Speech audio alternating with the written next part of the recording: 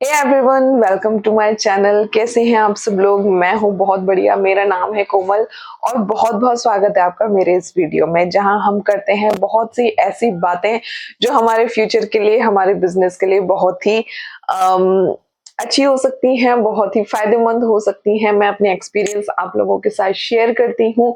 अगर आपको मददगार लगे, अगर आपको अच्छी लगे तो वीडियो लाइक जरूर कर देना और चैनल को सब्सक्राइब जरूर कर लेना, ठीक है?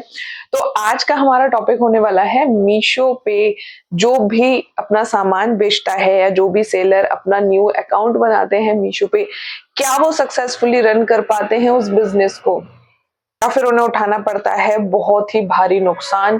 क्या है पूरे कहानी मीशो के पीछे अपना सामान सेल करने की, किस तरीके से आप कर सकते हैं, क्या नुकसान है, क्या फायदा है, आज हम डिस्कस करेंगे इस वीडियो में। तो बने रहिए लास्ट तक। चलिए वीडियो करते हैं स्टार्ट। तब तक वीडियो अच्छी लगी लाइक जरूर करके जाना और चैनल अभी सब्सक्राइब कर लेना, ठीक है?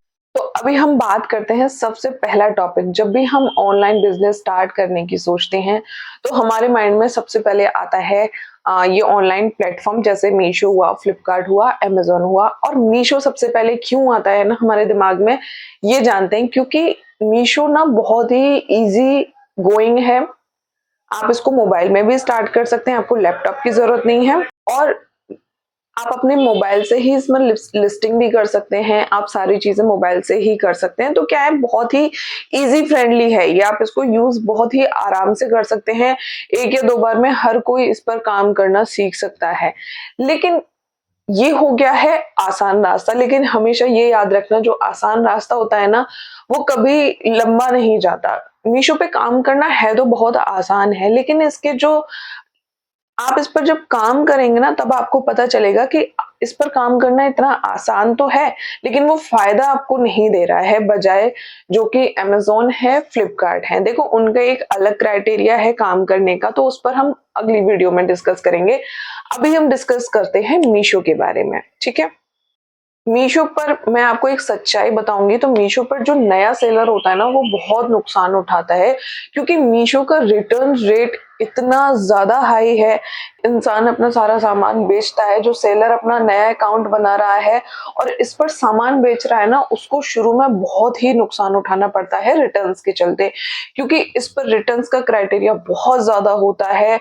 ज्यादा महंगी चीजें आती नहीं है इस पर। 300 या 350 से मैक्सिमम इस पे कस्टमर चीजें मंगाता नहीं है। इस पर जो भी प्रोडक्ट आप लोगे ना, सिर्फ 250 या 300 का ही सबसे ज्यादा सेल होने वाला प्रोडक्ट होता है।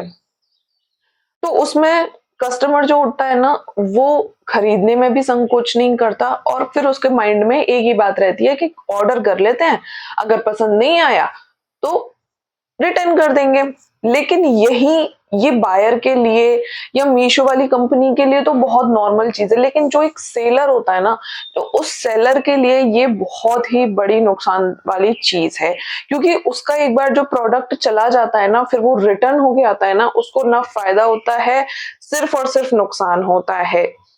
तो ये आप सोच के चलिए, आपको पास ऑर्डर आएगा, आपको बहुत अच्छा लगेगा, लेकिन जब वो प्रोडक्ट रिटर्न होके आएगा ना, आपको 100 से 150 रुपए का नुकसान लगेगा। क्योंकि मीशो या जो भी डिलीवरी पार्टनर है, अपना जो भी उनका कुरियर का जो चार्ज होता है ना, वो आपसे जरूर लेंगे। और उसमें भी मीशो में इतनी धांधलेबाजी होती है ना, कि आपको ये भी नहीं पता होगा कि जो सामान रिटर्न होके आ रहा है वो आपका है भी या नहीं। आपको ये भी नहीं पता होगा, कभी उसमें कुछ भी सामान निकल जाएगा। कभी आपने प्रोडक्ट भेजा है अपना, जैसे मान लीजिए आपका कोई स्किन केयर का सामान भेजा है आपने, लेकिन उसमें कोई कपड़ा रख के आ जाएगा। बीच में डिलीवरी पार्टनर्स होते हैं, वही सामान चोरी कर लेते हैं, या जो इसका जो कस्टमर होता है वही उसमें सामान दूसरा रख के आपको रिटर्न पकड़ा देगा। मतलब बहुत ही ज्यादा धोखेबाजी है इस सब चीज में। तो ये चीजें आपको शुरू में सबसे पहले जान लेनी चाहिए कि क्या आप इस तरीके की चीजों से किस तरीके से डील करेंगे, किस तरीके से इनको संभालेंगे। आपके पास पूरी टेक्निकल टीम होनी चाहिए इन सब चीजों को संभालने के लिए। आप उस पर कितना भी कंप्लेंट डालिए, कुछ भी कीजिए, लेकिन एक बार जब आपके पास से जो सामान चला गया ना, वो फिर वो नुकसान ना, मतलब हो ही गया, यही समझ लो आप। तो वो चीज आपको ना मिल नहीं पाएगी। तो मेरा कहना यही है कि मीशो पर इतना आसान नहीं है काम करना, लिस्टिंग करना, ये सब यूज करना, मीशो ऐप यूज करना बहुत आसान है, इतना ट्रिकी नहीं है। लेकिन सेल करना, फिर फायदे वाली सेल करना, बिजनेस को लॉन्ग टर्म के लिए बनाना, वो इतना आसान नहीं है। उसके लिए मैं आपको सजेस्ट करूंगी, आप कुछ अच्छी वेबसाइट चूज कीजिए, अपनी वेबसाइट बनाइए या फिर अपने इंस्टाग्राम या फेसबुक के जरिए अपना सामान सेल करिए, तो वो ज्यादा बेटर रहेगा। एक और चीज इसमें इसमें सेलर को फायदा क्यों नहीं होता, ये पॉइंट भी हम डिस्कस कर लेते हैं। देखो, सेलर को फायदा इसलिए नहीं होता है क्योंकि मान लीजिए, सबसे पहली बात तो ये है कि मीशो पर बहुत ज्यादा हाई क्वालिटी वाला कस्टमर है ही नहीं, क्योंकि मीशो इतनी बड़ी कंपनी, बहुत बड़ी हो चुकी है। लेकिन यहाँ का जो सामान है ना, यहाँ पे हर किसी ने अपना अपना सामान लिस्ट कर रखा है, 50 रुपए से लेके 100 रुपए, 150 रुपए, 200 रुपए। ठीक है, अब उसमें क्या होता है ना कि वैरायटी बहुत ज्यादा हो गई है प्रोडक्ट की, तो उसकी ना प्राइस भी बहुत ज्यादा कम हो गई है। ठीक है, ठीक है। तो अब उससे क्या हो जाता है ना, मीशो पर आप सिर्फ 250 से 300 रुपए का सामान ही परचेज कर सकते हो, वो आपको सही पड़ जाता है बायर के लिए। सेलर के लिए ये थोड़ा सा नुकसान वाला भी होता है।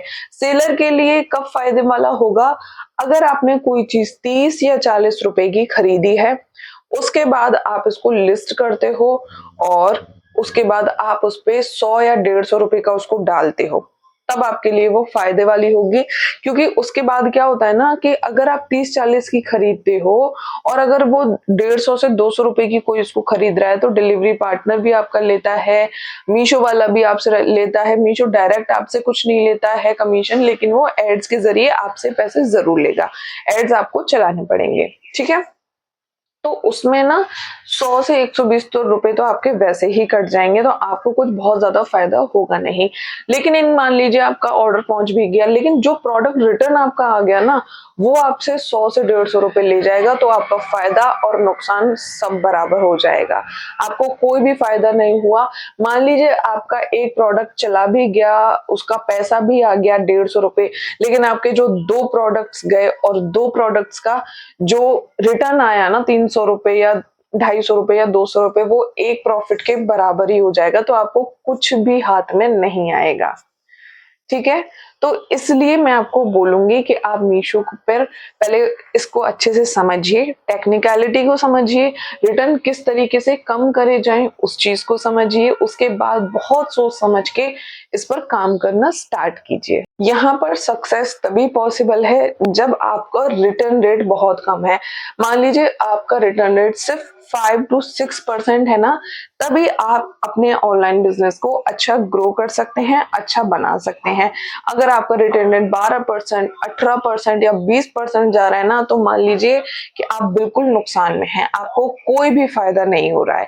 तो अब लोग बोलते हैं, आजकल आप इतनी सारी वीडियोस देखते होंगे कि मीशो से पैसा कमाइए, मीशो से पैसा कमाइए। तो मीशो से पैसा आखिर कमाना कैसे है, मैं आपको एक शॉर्टकट जरिया बताती हूँ, उससे आप अच्छी खासी कमाई कर सकते हैं। ठीक है, तो आपको करना क्या है ना, मीशो का जो भी प्रोडक्ट आता है ना, उसको आप मंगाइए, उसका लिंक होता है वो आप दीजिए, आप एफिलिएट तरीके से उसको डाल सकते हैं। आप अपने इंस्टाग्राम, यूट्यूब या फेसबुक पे आप उसका लिंक डालिए। जब भी प्रोडक्ट, कुछ कंपनीज होती हैं उनके जरिए आप उनको ले सकते हैं, उन पे रजिस्टर कर सकते हैं, और आपके इंस्टा पेज या यूट्यूब पेज पे आप उनके लिंक डाल दीजिए। जो भी कस्टमर आपके लिंक के थ्रू उस प्रोडक्ट को खरीदेगा, तो उसका जितना भी कमीशन बनेगा वो आपके पास आएगा।